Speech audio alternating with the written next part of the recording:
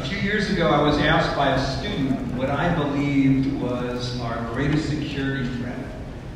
And my answer was the ability to use our open systems, our open culture, and our civil liberties against us. So I applaud RSA organizers for making this a major topic at this conference. Are information wars a cybersecurity threat? Balancing the need to eliminate disinformation with the desire to foster openness, debate, discussion underscores one of the great challenges facing our platforms of today. And as one of my panelists said, once disinformation campaigns are found, society as a whole is faced with a choice. How do you distinguish and how do you act on the nefarious, the inauthentic behavior without also harming legitimate activism? So the internet once promised to open up the world to democracy, but it hasn't quite turned out that way. Trust in democracies has actually been eroded. And it's no longer just a networking, hacking, security problem, but a hacking of people issue. Aviv Ovadia, the chief technologist at the Center for Social Media and Responsibility at the University of Michigan, says, "We are so screwed. It's beyond what most of us can imagine, and depending upon how far you look into the future, it just gets worse." Technology companies that brought us social media are now seen to be part of the problem and not the solution. And as another one of my fellow panelists says, other nations now look to the United States as a showcase for all the developments they wish to avoid. So far, America has emerged as one of the clearest losers in this new kind of warfare. But as sobering as the problems are, we're not without solutions. It's not a foregone conclusion that technology should strengthen totalitarianism or nefarious purposes we now over the good. Democracies have distinct competitive advantages over authoritarian regimes that come from economic strength and openness and accountability. To win the war, we're going to take collective action now. And technology companies must embrace a duty of care to democracy. And as Pete Singer said in his book, Light Wars, put simply, Silicon Valley must accept more of the political and social responsibility that the success of its technology has thrust upon it. So no topic's been more important at RSA 2019 than this one. And today we have a distinguished panel to help us understand the challenges we're facing and frame solutions to control the weaponization of social media and thus the internet. First, I'd like to introduce the head of cybersecurity policy at Facebook, Nathaniel Gleicher. The Vice President of Trust and Safety at Twitter, Del Harvey. A true American hero, 25 years serving this country at the NSA, the Senior Advisor to the National Security Agency, Rob Joyce. And a strategist at New America and the author of the book, Light War, Pete Singer.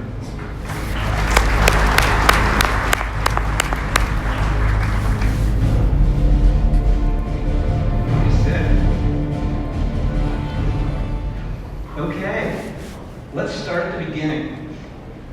Pete, I would love if you kicked us off with, when did the weaponization of social media start? And what are some of the examples that you've seen of the weaponization of media? At what point did we start to see that take place? I don't know if you can put it at a specific point in time, but you can think of examples in different spaces. It might be when a terrorist group uses one of the platforms here to live broadcast from when it's holding a shopping center hostage and becomes the world's primary source of information about an act of terrorism and uses it to drive its point of view viral. It might be when a Chicago gang war starts with a YouTube video. Or it might be when a reality star turns to social media to announce his reading of a top 10 list on David Letterman, and then pivots into pushing internet conspiracy theory about the president not being born in the United States, and then uses that to drive forward to become the president of the United States. The point of it is that social media may have begun as this space for fun. It quickly became big business, but it's also become like a war zone. But I think important to those of us gathered here, it's not just like a war zone, it's become almost a new mode of conflict. If you think of cyber war as the hacking of networks, what we're calling like war is the hacking of people on the networks by driving ideas viral through a mix of likes, shares, but also lies.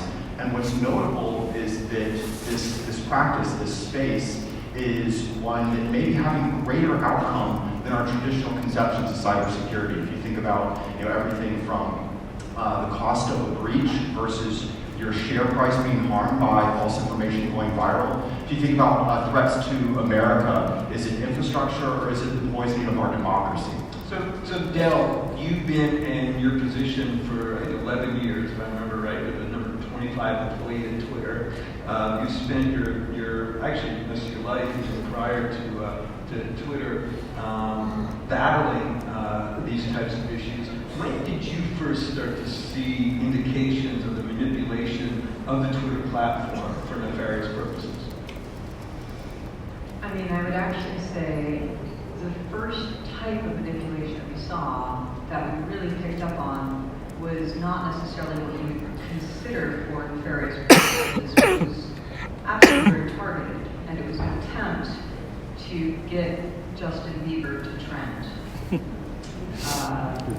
This actually was what led to us having to make an update to how we do trending topics, because there was a group of fans in Brazil who very much wanted Justin Bieber to come to Brazil. So they would just tweet all day long for him to come to Brazil and keep it as the top trending topic.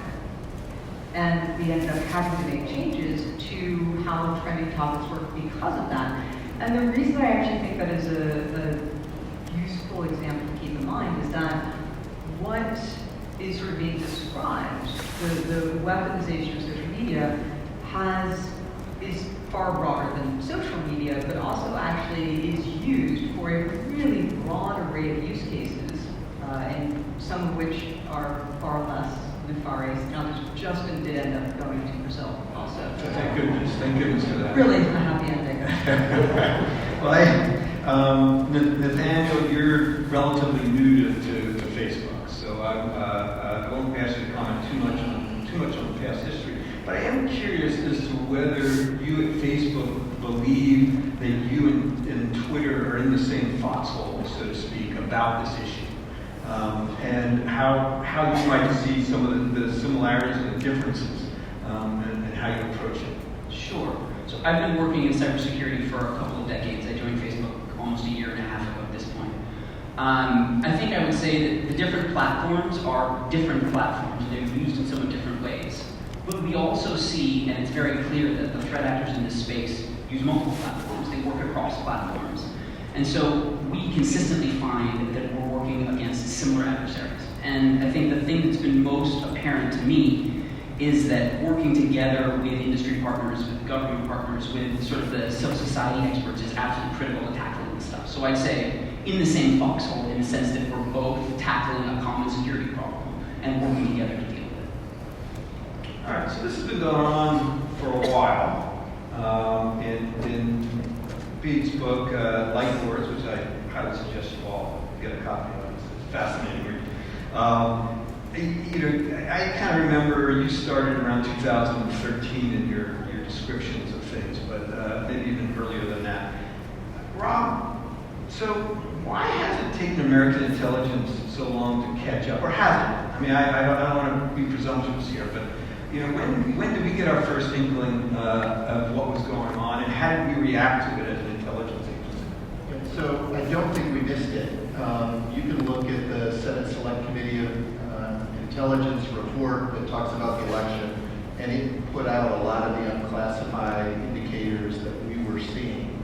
The intel community has looked at Russian manipulation, influence operations, long before there was a cyberspace.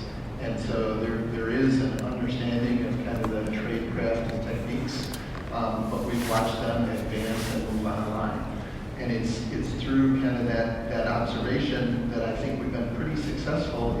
It's the topic of the panel here is Now that we understand what's going on, what do we do about it? And that's really the challenge. But why didn't we do something about it sooner than we knew about it? So I think there were efforts, but like all of us on the platforms in government and civil society, we're trying to shape and react in a place where we're in the middle of speech, right? We're in a place where, as Americans, we value that First Amendment and the ability to say what I feel, I believe, and getting into the middle and breaking the disruptive speech that can be amplified on these platforms. That's a hard place for America to go, right? With American values. And We're going to get to that, because we're going to, one of my sections is what's at stake for democracies and how we're going to deal with this. And I'll bring the First Amendment into this. But in like order, Pete, you talk about, because you brought up Justin Bieber, you talk about the fact that terrorists, celebrities, and politicians are compared and shown to use the same social media tactics to further their objectives. Does that make one right or wrong, good or bad? How do you then deal with that issue in all the platforms? So Discord is a strange space where ISIS's top recruiter is mirroring off of Taylor Swift and what works for her to win her online battles. Or in turn, Russian information operations are using the tools created by the company sitting up here on stage to not to market in terms of how they were intended, but to misuse them to go after American democracy. And so it's this strange space where kind of the tactics cross, but it's a lot like if you think about cybersecurity, where you have everything from hacktivists, white and black hat hackers, companies to offices in your agency, all using very similar tactics. And the point of this is not that it is all to the bad. You can use each of these tactics for the good, depending if you're a Justin Bieber fan or not. I think the challenge so far is that we've been in active denial, and pun intended, of the scope of the problem. Active denial is a term that Russia uses to refer to some of their operations here. We've been in denial in terms of the scope of the problem, the significance, and again, this is, I think, crucially important for those of us who care about both politics, but also cybersecurity. If you think about, as an illustration, NATO as the alliance. NATO spent the last 15 years rightfully getting worried about digital attacks, focusing on infrastructure and the like, but the greater threat to the literal survival of the alliance itself was these kind of disinformation campaigns reaching into the democracies, affecting elections everywhere from Hungary to the UK to the US. And this is where I might disagree slightly with Rob. I think there was a problem that if you think about everything from the platforms to our intelligence community to our politics, we were looking in the wrong place. We were looking for people, for example, hacking Facebook client accounts, not buying ads on scale that over half the American population saw unwittingly, which was Russian propaganda. We were looking in the wrong place. So, Del and Nathaniel, how would you respond to this? Because the tension is we haven't really done enough in this area. And so please talk about what are you doing in this area? Do you agree with that statement? Well, I think fundamentally this is a security challenge. Whenever you have a space for public debate where people are having meaningful discussion, you're going to have bad actors try to target that debate. That happens as soon as debate occurs. And because it's a security challenge, you know that they're going to continue trying, they're going to continue developing new techniques, and they're going to continue evolving new techniques. The way you make progress in a security world, this isn't a surprise to anyone here in this room, is you identify ways to impose more friction on the bad actors and the behaviors that they're using, without simultaneously imposing friction on the meaningful public discussion. That's an incredibly hard balance. That's the focus, the biggest focus that we as a company have right now. How do we continue to drive work to make things more difficult for the malicious actors and continue to support the public debate that's happening on these platforms? And I would just say, from our perspective, we do this sort of in two ways. First, you have scaled approaches where you do things like detect and remove millions of fake accounts, right? Automated systems that can work at scale. And there's a lot of focus on scaled solutions. But you also have to have human investigation. And so we also have a core team of human investigators that work to look for the most sophisticated bad actors. As we find those bad actors, it's actually very useful. In medicine, doctors will sometimes inject dye into the bloodstream to see where a wound would be. The bad actors in this space can act a little bit like dye injected into the bloodstream of public debate, because they will find and evolve new techniques first.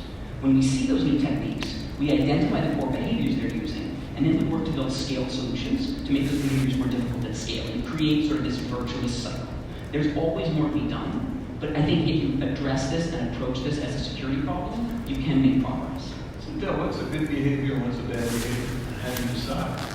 Well, to sort of pile on to what Nathaniel said, I think one of the most important pieces there is the behavior part.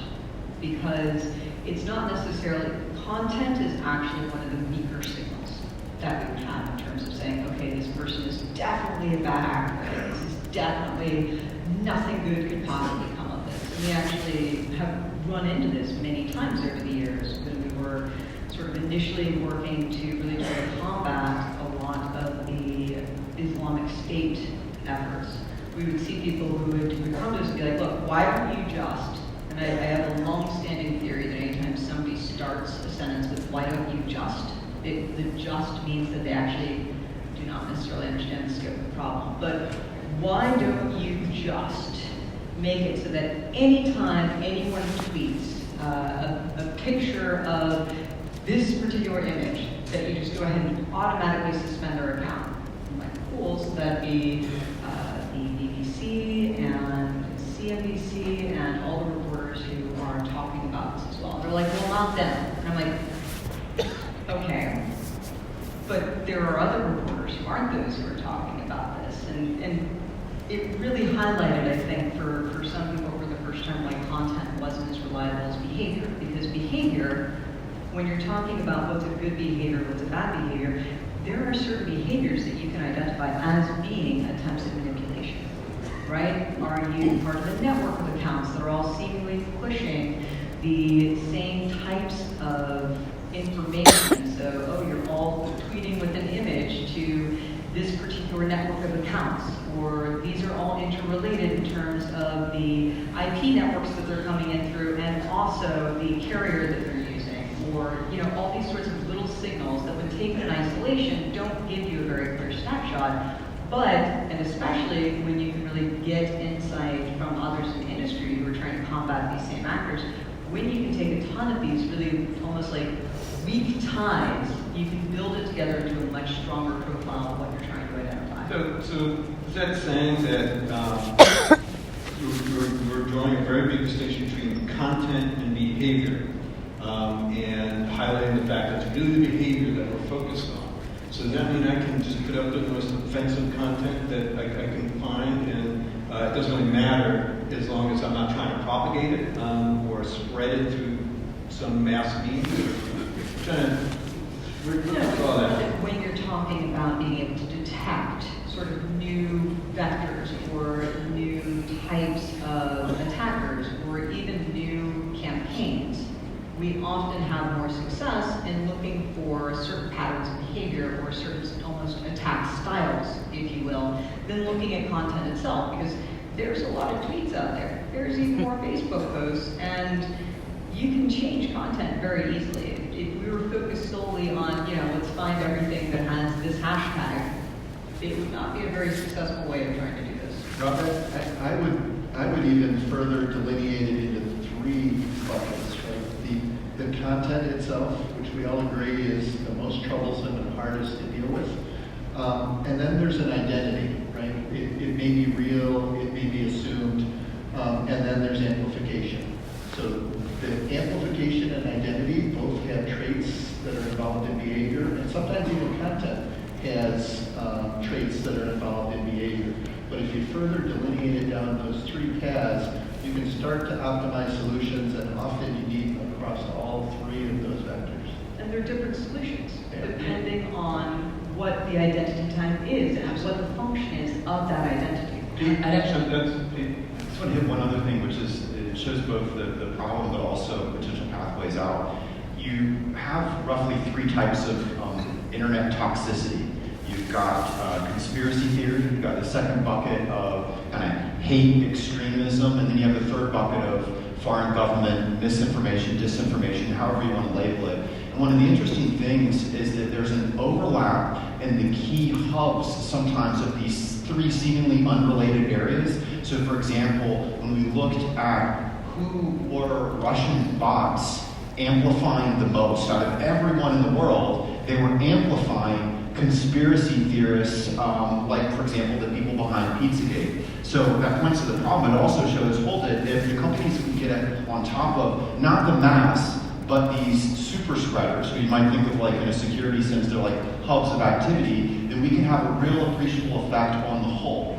The challenge, though, is that so far, a lot of these super spreaders are incentivized not just by kind of the dynamics of the network, but by the politics, by media and the like. So for example, they're among the people that are not just retweeted by Russian trolls, but by the most powerful online voices, like for example, @real Donald Trump.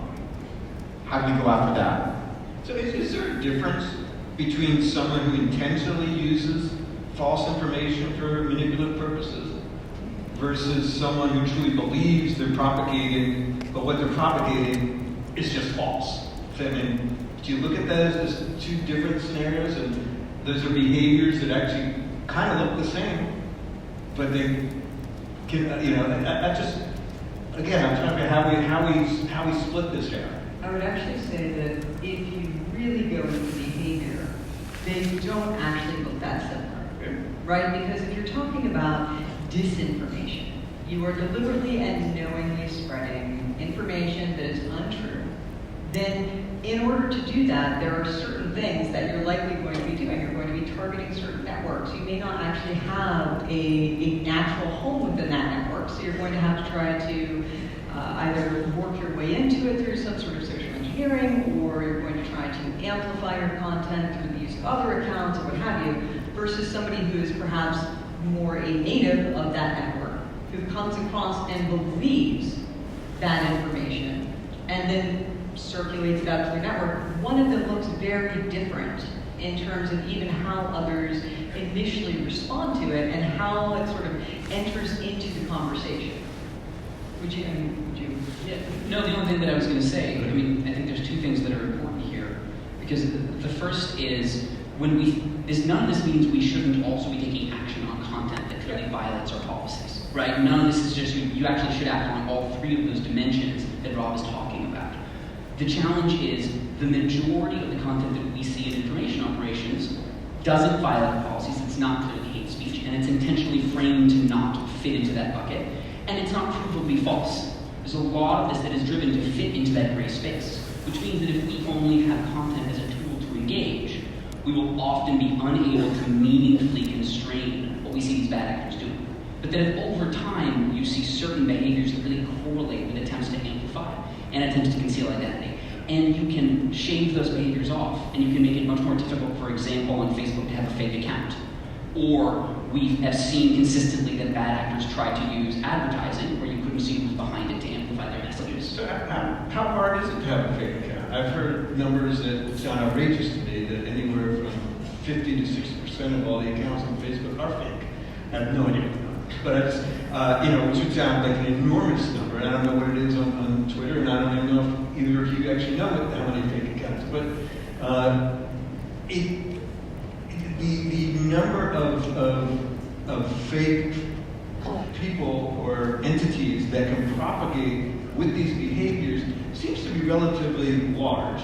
The tools at their disposal to propagate seem to be pretty vast. How are we able to truly get our arms around that? So two things. The first is, so we report the number of fake accounts that we assess to be on the platform at any given time in our transparency reports, and it's in the single-digit percentages, right, 4%, 5%. The other thing is, what you really want to think about is what I would describe as longer-lived fake accounts.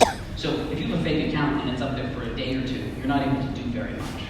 We have automated systems that detect and remove fake accounts, millions of them every day, often within minutes of them being created. And part of the lesson here is, as you make it harder to create fake accounts, it's not as if the bad actors say, okay, we're going to stop. They're going to work harder. they're going to try to create more. And so these numbers of rapidly removed accounts are going to keep going up because it is this security challenge where there's this back and forth. I would actually say that also, though, even that perception highlights another thing that we really struggle with in this space, which is because there has been so much conversation about, well, it's all the bots. It is amazing the number of times you'll see two people who get in an argument and one of them decides to end it by just saying, well, you're just a bot. It is demonstrably not a bot. And there's this increased sort of almost exit path that people take from conflict, from disagreement, that sort of ascribes anybody who isn't aligned with them or anybody who has a differing opinion. They're like, well, look, you're just a bot.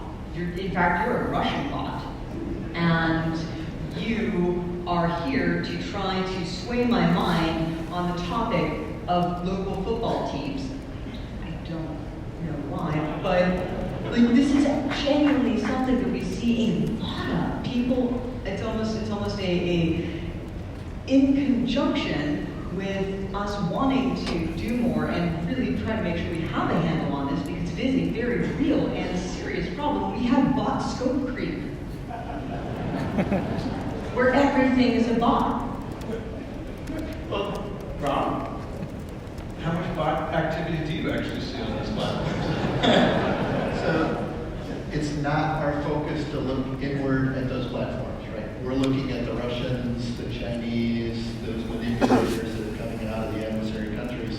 And they are able to use technologies, but I think that the automated amplification technologies, the platforms are getting good at understanding that. It is the handcrafted, and I think there's a reason that the IRA was a large group of people involved in creating accounts, fermenting dissent, and running those operations, because the automation is good at finding the automation. Do you agree? I think the key here is not just the number of bots, but their ability to affect the ebb and flow of conversation, what goes viral in a world where virality matters more than veracity. So, for example, if you're looking at the Brexit election campaign, about 1/3 of the online conversation was generated by inauthentic voices, whether it's bots, sock puppets, or the like. 2 years later, Mexican 2018 election, roughly the same amount. And what's important is it's not just sort of affecting what's trending inside, but it also affects what plays out externally. Everything from motivating people to vote or to not vote to Twitter. 90% of journalists from other media, newspaper reporters, bookers for talk radio shows, whatnot, 90% of them use what's playing out on social media to decide what news to cover, who to interview, what angle to take, and then whether to revisit that story or not. So, I often use this as an example of even if you're not on social media, you're affected by these wars going back and forth. In fact, you may be less aware of it. Okay, I'm going to switch tactics. In China, if I'm not mistaken, WeChat, you have to have a government ID to register an account, and you can't be anonymous. There's something to like about that. Obviously, we're in America, we're not in China, so there's a lot to not like about that. Should we consider something like that? We think a lot about authenticity, not anonymity, right? We think about, if you're speaking with someone, do you know who you're talking to? Are they representing themselves authentically? I think it's really important, and we have found that when actors are trying to use fake accounts and are trying to use malicious techniques like that, that is often linked to people who are trying to drive information operations. At the same time, there are very good reasons that people don't want to describe every detail about themselves. And so you always have to understand the balance between the tools and techniques you're deploying and the tools and techniques you're combating. And I think one of the interesting challenges here is how we separate bugs from features in public debate on social media, right? Because many of the large groundswells of public debate use the characteristics that allow everyone to come into public debate in a way that they never could before. Unfortunately, when everyone can come into public debate, that also means everyone, and bad actors will take advantage of that. Would you prefer people to not be anonymous, Rob? No, I think there's many societies that it's really important for anonymous people to be able to voice and have an opinion. It's actually dangerous in a lot of countries where it's anonymous. There's been a parallel discussion to the anonymity question in the truth, right? I've seen discussions of should we have an FDA label for the information sources? And so, you tag these reputable press outlets as significant sources, or the people who have verified information, and then as people are known to be bad, they would get rated down. That also is a huge challenge, right? I can't imagine the Department of Truth or the Ministry of Truth setting up in the government, right? So both of those are really hard. But I do believe in the authenticity that, people have a right to free speech, right? A bot doesn't, right? So where we can take away the inauthentic voices from the mix, that's a benefit. All right, so everyone talked about policy earlier, and that these policies matter a lot. I know you guys spend a lot of time on policy and everything, and you have groups that come up with policy. So I have a kind of a high-level question I'm interested to you. Do you believe, based upon the ability for one of these platforms to set policy, that possibly Mark Zuckerberg might be the most powerful person in the world? I think you could, in some ways, make that argument. Essentially, what's played out is that someone who 15 years ago wrote some really cool code to allow college kids to come together is now arguably one of the most powerful people in foreign politics, in a sense because he's a rulemaker and can tilt the playing field one way or another, whether the playing field is an election campaign or a disinformation campaign or a genocide. And I think a great illustration of this kind of back and forth would be Myanmar, where for a period of time, Facebook was delighted, was proud of the fact that it was, for all purposes, the internet for this entire nation. And then that same platform was misused to essentially motivate and coordinate mass killing. And then the company belatedly reacted to that and said, guess what? Heads of state, generals of this entire nation, you can no longer use the most popular communication platform in your nation. That is an awesome kind of power that we've never seen before.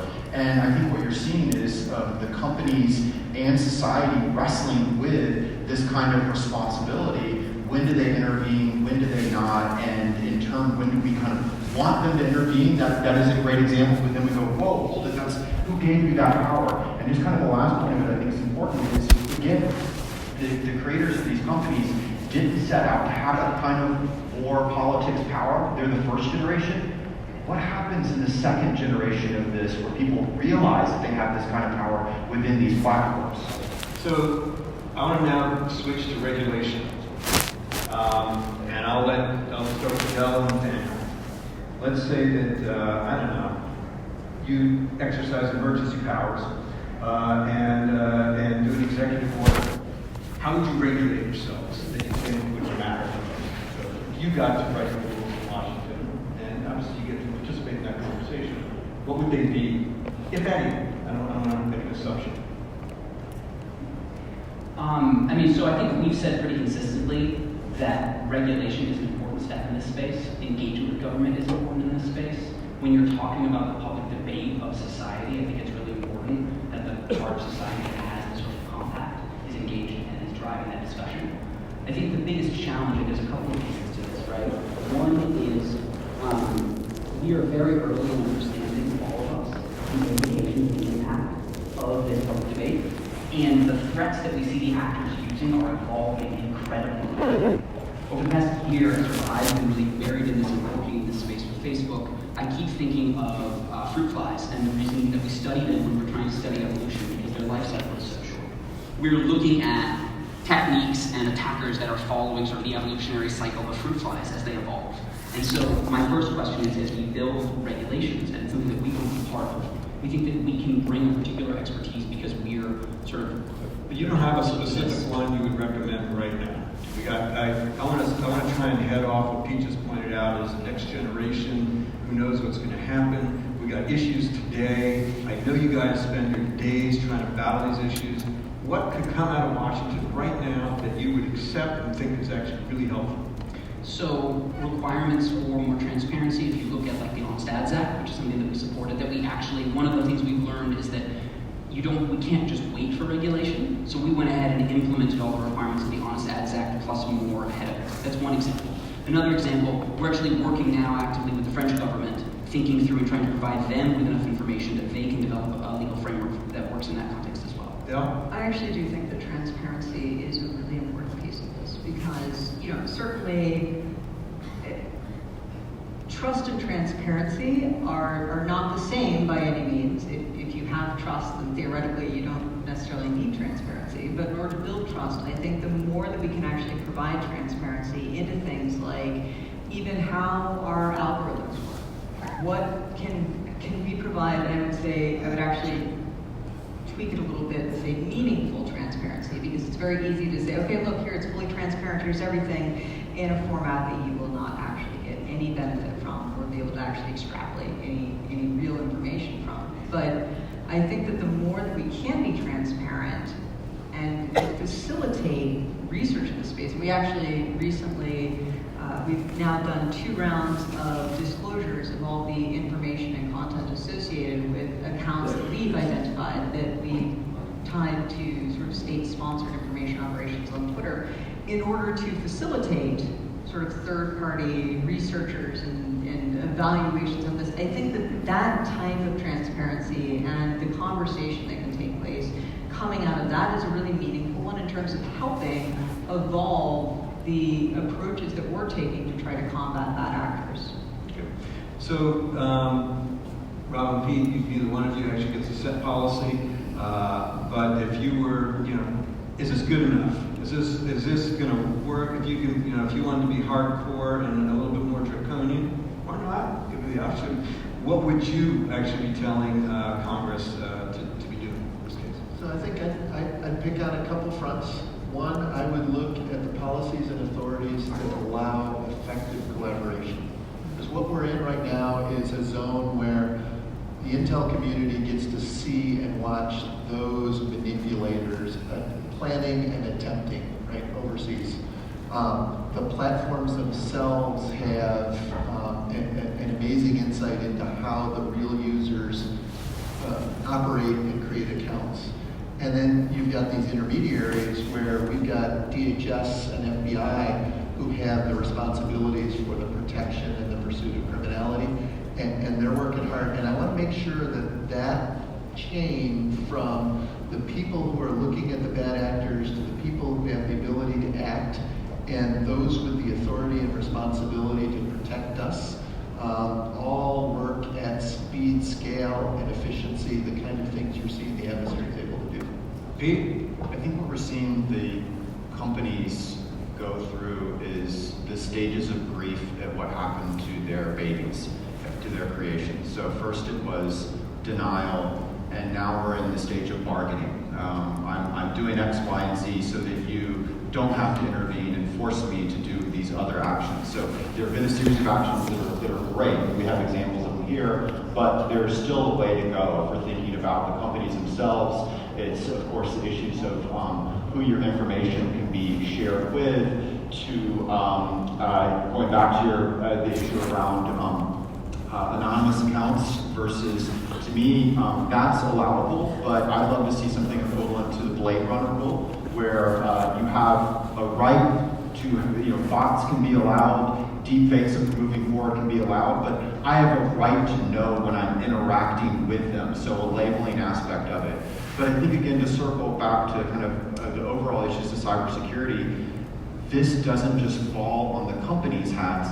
There is a variety of things that need to happen within government, all the way down to the individual actor. So we have an overall national cybersecurity strategy, but we have nothing in terms of grand strategy in this space. And that strategy connects to the individual. If you think about digital literacy is now a national security issue, but it's also, about protecting your mom from that crazy rumor that might influence her vote or to buy something, or think about the issues around anti-vaxxers right now. So to me, it's needs that same comprehensive approach that we've figured out over the last 10 years we need in regular world cybersecurity. Well, unfortunately, we're out of time. What this shows is this is an important, complicated topic that I do believe that we're going to be wrestling with for years to come. Information wars are another version of a cyber threat to all of us.